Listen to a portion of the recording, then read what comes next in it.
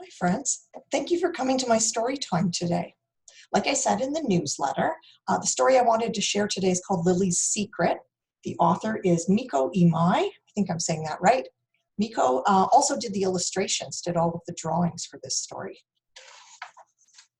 Okay, as we read the story, I want you to be thinking about how Lilly, the main character in the story, here's Lilly, might be feeling and what it is that the other cats in the story are doing to make Lilly feel that way.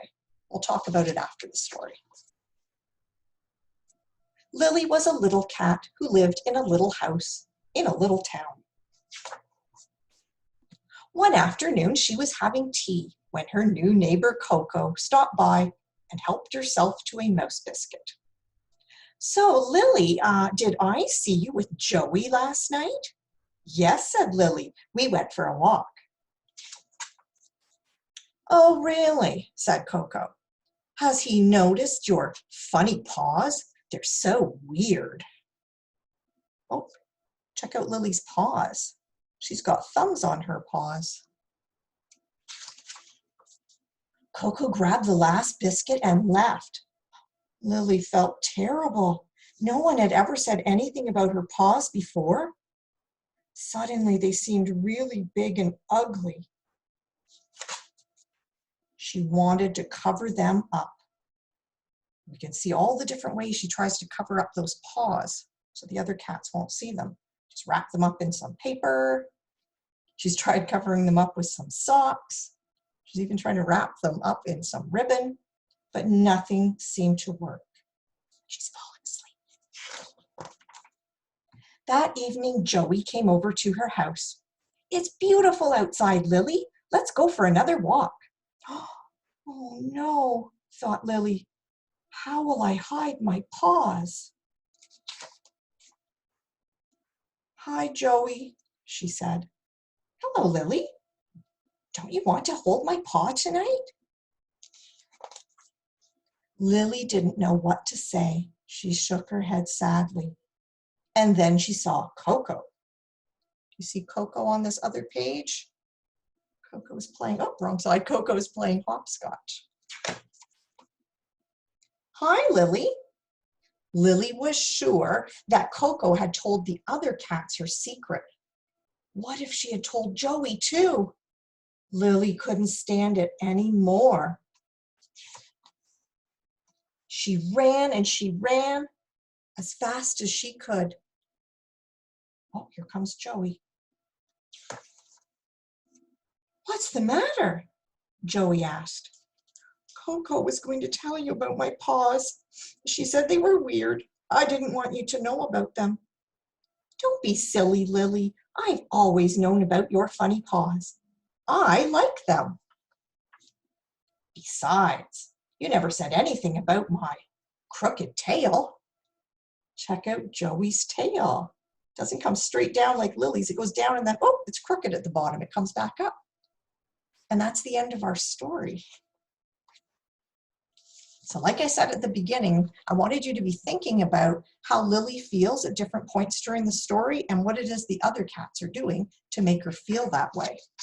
So we'll take a look back at the beginning. Ooh, on the first page, take a look at Lilly. How's Lilly feeling? She's baked these nice biscuits and she's going outside to eat them and have some tea.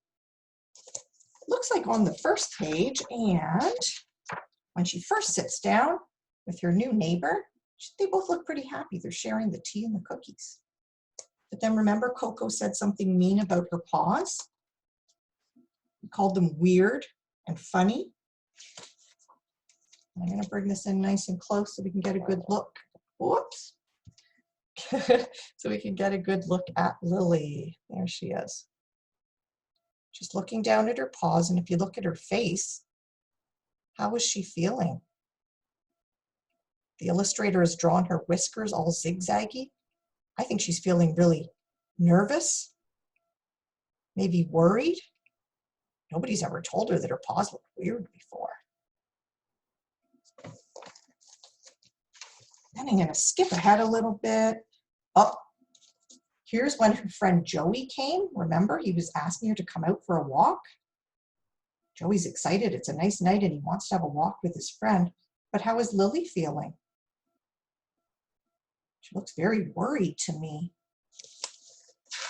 In fact, when she comes outside, she's standing in front of her door. She's even hiding her paws from Joey. She doesn't want him to see her paws. She's looking down. Maybe she's feeling embarrassed. She doesn't want him to see those paws with the extra thumbs. And then she gets so worried, she doesn't know what to do, and she's running away. But her good friend Joey comes chasing after her. And if we look at Joey in this picture, he's come in nice and close to his friend. He's trying to make her feel better, right? We can see he's trying to make her feel better. He's looking at her. You can see that she's crying. He's holding onto her paw. It looks like maybe his other paw is on her back, giving her a little hug. Kind of like you guys do when you notice that somebody's not feeling good at the daycare, one of your friends, and you go over and help them feel better, giving them a hug and talking to them. Just like in our story. When we say nice things to people and show them that we notice that they're feeling sad, it makes them feel better to know that somebody cares. So I really like this story because I like the illustrations of the cats. I like the way the illustrator has drawn their eyes.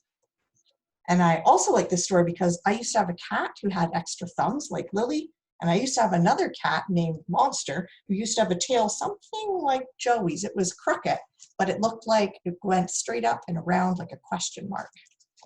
And just like the cats in this story, there's ways that we're all different, and there's ways that we're all the same.